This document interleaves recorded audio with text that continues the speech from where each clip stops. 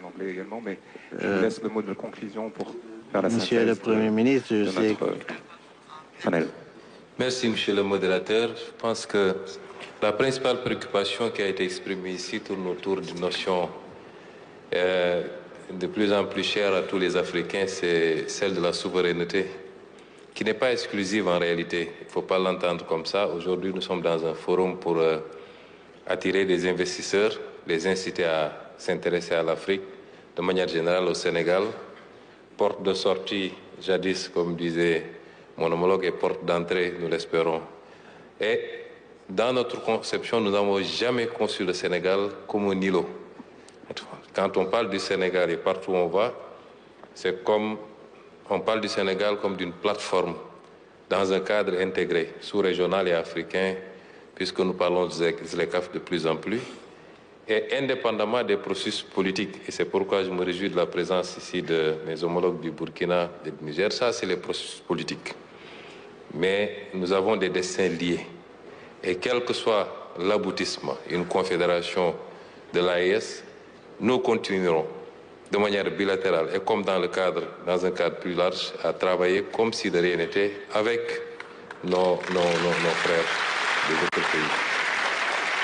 Et nous concevons le Sénégal comme un continuum pour toute l'Afrique, pour l'Afrique de l'Ouest en particulier. Et c'est pourquoi nous voulons rassurer les investisseurs. Le débat souverainiste qui se pose en Afrique, c'est par rapport à une histoire qui a été longue, que nous vivons de manière variée selon les partenaires, mais qu'aujourd'hui les Africains ont pris conscience que, comme je l'ai dit tout à l'heure, c'est les mêmes méthodes qui ont produit des résultats partout ailleurs qu'il faut appliquer en Afrique. Nous ne sommes pas en train de réinventer nous. Et sous ce chapitre, je pense que la gouvernance, elle doit d'abord se recentrer sur nos propres capacités endogènes.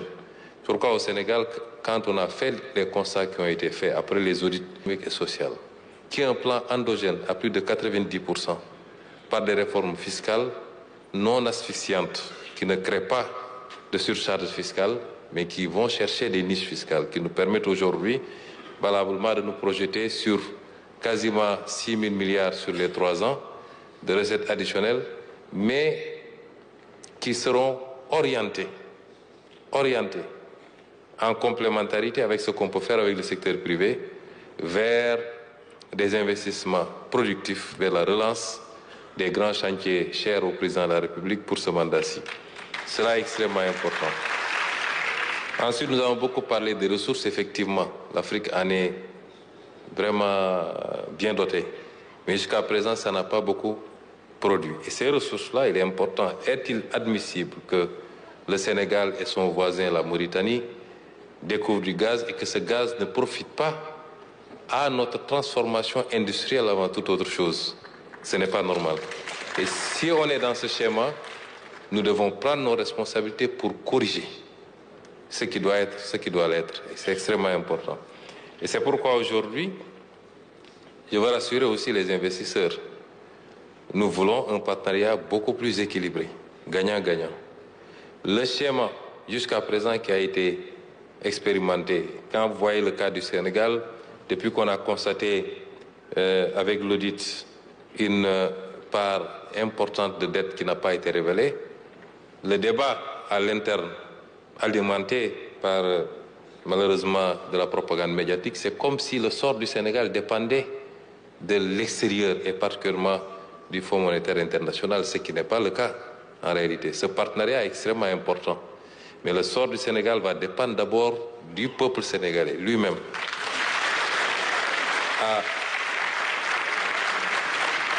À faire le sursaut qu'il faut à travers ce plan de redressement économique et social. Prioritairement, d'abord, ça va dépendre de cela. Ça va dépendre des efforts d'assainissement budgétaire que nous allons faire et qui nous crédibilisent nous-mêmes vis-à-vis de nos partenaires. Ça va dépendre certainement du réexamen d'un certain nombre de facteurs, notamment intégrer ce qui doit l'être en termes budgétaires pour avoir la réalité qu'il faut. Et ça dépendra en définitive, en dernier ressort, de ce qu'on pourra avoir comme accord avec des institutions comme le FMI, qui ne règlent pas notre problème. Ce n'est pas un accord de 1,8 milliard de dollars avec le FMI qui règle les problèmes budgétaires du Sénégal. mais c'est peut-être un cautionnement pour nous permettre d'aller dans des conditions beaucoup plus sereines vers le marché et rassurer également les investisseurs.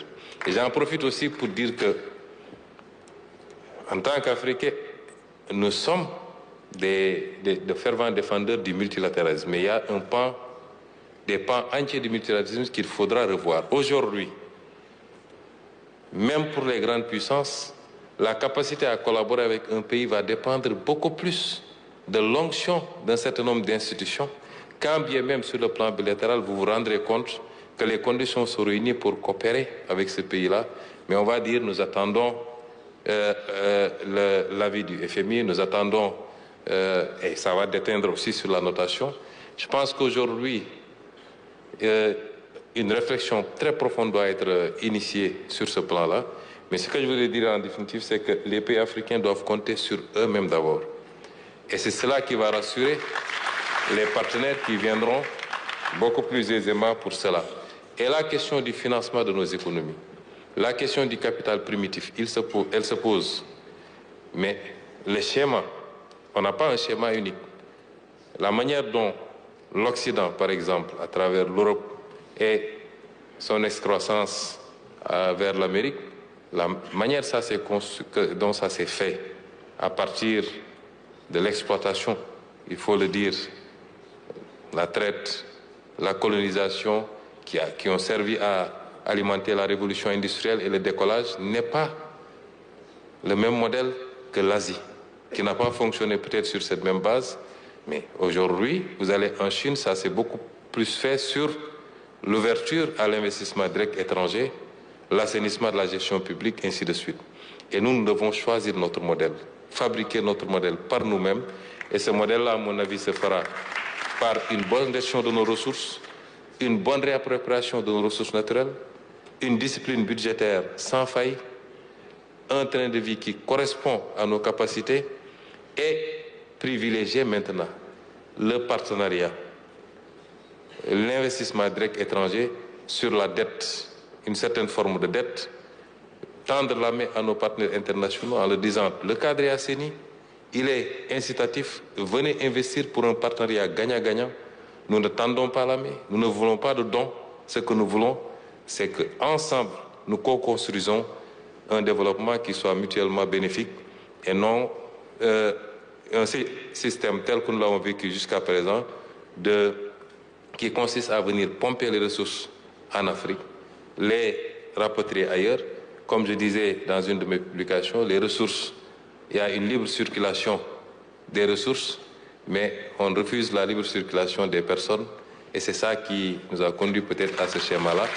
Mais cela ne nous dédouane pas aussi de nos responsabilités, de la responsabilité de nos autorités. Il faut du courage politique dans les prises de décision. Prenons un exemple très simple, la monnaie pour la zone Afrique de l'Ouest.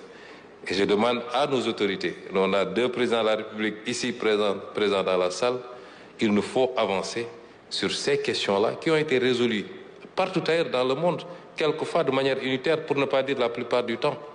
Combien de pays ont une zone monétaire commune? C'est très peu. C'est pratiquement l'exemple qu'on a, c'est l'Afrique de l'Ouest et l'Afrique centrale.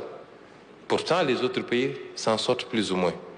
Nous connaissons les problèmes, nous savons les réformes qu'il faut faire. Depuis des années, c'est posé sur la table, mais il y a un manque de courage politique. Et il est temps que nos autorités prennent leurs responsabilités pour faire les réformes. Autrement, les peuples les feront à leur place. Je vous remercie.